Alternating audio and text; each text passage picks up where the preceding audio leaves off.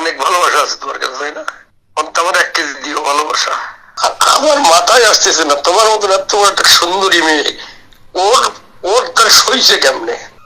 কি দরকার তোমার, তাই বলো।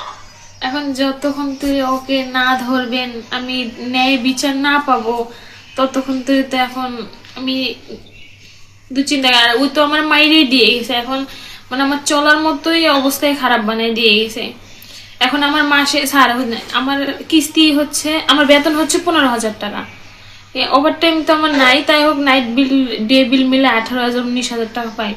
এখন আমার কিস্তি হচ্ছে এমরাদে হচ্ছে 9,000, ওমরাদে হচ্ছে 5,000, আবার হচ্ছে রুম ভাড়া আছে, সব মিলে 4,000।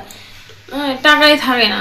ওই তো আমি নিঃস্ব বানাই দিয়েছেন। এখন আপনাদের কাছে আমি আশ্রয় নিয়েছি যে আপনারা আমার হেল্প করেন। না, ওরে ধরলে কি ওর টাকা পাওয়া যাবে না? না না, ওইটা না, আমি ন্যায় বিচার তো পাবো। ওই আমার সাথে কেন প্রতারণা করলো? আমার মাথায় আসতেছে না, তোমার মতন এত বড় একটা সুন্দরী মেয়ে, ওর ওর তার সইছে কেমনে?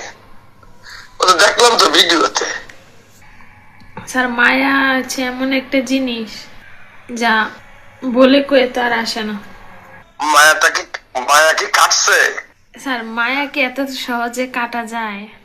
আরে আল্লাহ, যে তোমার এইভাবে বেশি বলতেছে, বিশ্বাস করতেছে না, বিকাশে টাকা পাঠাও, এটা ওটা, এরপরে মায়া, এ কোন ধরনের মায়া? স্যার, ভালোবাসা তো এমনই অদ্ভুতই হয় না? তাই নাকি? দেখি ভালোবাসা কত থাকে, আর কত ভালোবাসা আছে দেখি না, আমরা একটু চাইবানি। অনেক ভালোবাসা আছে তোমার কাছে, তাই না? আমার 1 কেজি দিও ভালোবাসা, নাকি সব দিয়ে দিছ? হ্যাঁ, জানি না।